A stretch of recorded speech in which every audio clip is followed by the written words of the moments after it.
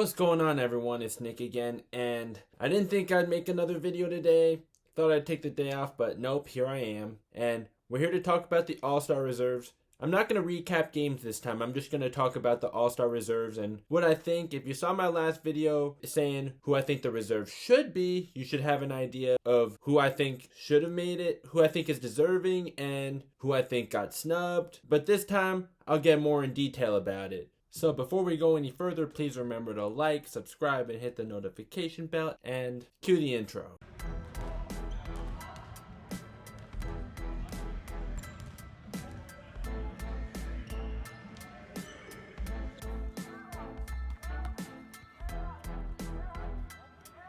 So in case you didn't know who the reserves are going into this video, I'll name them to you. Anthony Davis, and hey, I know he's been underperforming this year, but he's still been playing like a star player this year, just not up to the fullest of his capabilities. And we're already seeing the impact he has on the Lakers from his absence. So I'd still say Anthony Davis deserves it, but if you don't think he should be in, that's fine. Although I think even without being biased, yes, he should be rewarded, but we know he's not going to play. But okay, just moving on with the other guys. Paul George, Rudy Gobert, Damian Lillard. Damian Lillard should be starting over Luka. I know Luka hit that game winner, but still Lillard should be starting. Donovan Mitchell, Chris Paul, and Zion Williamson. Zion Williamson, the first-time All-Star on here. Also, the first player born in the 2000s to make an NBA All-Star game. And then for the East, we got Jaylen Brown and James Harden, who you can make an argument that should be starting. And then we got Zach LaVine, Julius Randle, Ben Simmons, Jason Tatum, and Nikola Vucevic. Now, for the West, if you saw my last video, you know that I had Zion as Anthony Davis's replacement. But no Devin Booker on here. What?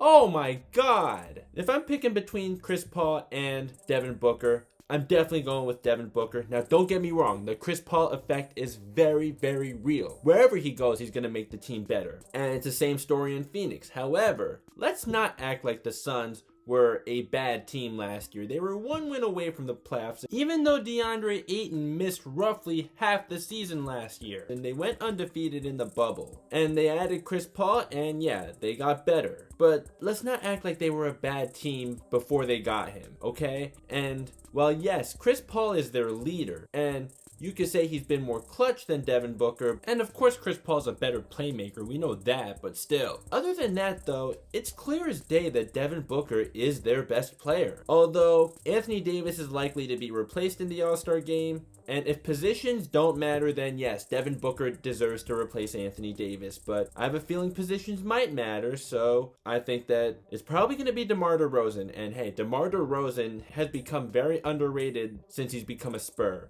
And the Spurs are currently the 5th seed in the West, if I'm not mistaken. I'll check that right now just to make sure, but I believe they are the 5th seed in the West. And in fact, they are the 5th seed in the West. Although I just feel like there are more deserving players than DeMar DeRozan, but DeMar DeRozan definitely deserves some love because most people, including myself, did not have the Spurs making the playoffs this year. And here they are with the 5th seed in the West. In the Western Conference, by the way, the Warriors, if they were in the Eastern Conference, they'd be the 4th seeded team, but they're the 8th seed right now. And also, I said that Zion would be Anthony Davis's replacement, but here he is in the All-Star game. And you know what? Pelicans fans, if you happen to be watching this, you can let me know if you'd rather have Ingram or Zion in the All-Star game.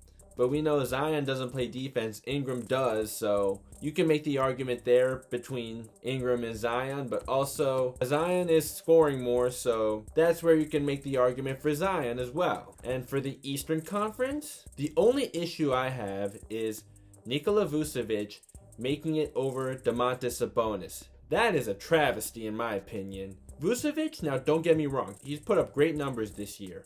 But what Domantas Sabonis has done for the Pacers, despite TJ Warren having played all but just 4 games this year, and also Karis LeVert with his kidney problem, because hey, Victor Oladipo looked like he was very much back before he got traded to the Rockets. when James Harden got traded to the Nets. And then they brought in Karis LeVert, and Karis LeVert happened to have a kidney problem, and Karis LeVert has yet to play for the Pacers. And while Malcolm Brogdon has really elevated his play this year, still Domantas Sabonis is the clear-cut best player on the team. So Domantas Sabonis definitely deserves to make the All-Star game over Nikola Vucevic. I don't think this is even debatable. And as for other snubs, well, I already talked about DeMar DeRozan and Bam Adebayo. I'd say he's a snub, but I did say that he deserves it more than Nikola Vucevic, but really Domantas Sabonis deserves it more than both of them. And for Trae Young, okay, there is also one thing. The coaches decide the AllStar Reserves, and Steve Nash, Trae Young's idol, said that what Trae Young does with the foul baiting is not basketball. And you think that other coaches like that, so that's also not a good thing for Trae Young. And also, I don't think he deserves it over two guys that arguably should have been starting in Jaylen Brown and James Harden. I don't think he deserves it over Ben Simmons, who's been a top 2 defensive player of the year candidate and has really picked up his play on offense. Well, in the month of February, I wouldn't say so for the whole entire season. And he doesn't deserve it over Zach LaVine, who's scoring, I think, somewhere around 28 to 29 points per game on really high efficiency. And he's the reason why the Bulls are not the worst team in the league right now, or at least in that conversation for worst teams in the league. So, yes, Trae Young, you can say he was snubbed, but I don't think that he was robbed, because there's a difference between being snubbed and being robbed. And I don't think Trae Young deserved it over the guards who actually made it. Hey, and no Raptors, huh? No Pascal, no Kyle Lowry, no Fred VanVleet, and the Raptors have really started to pick up their play lately.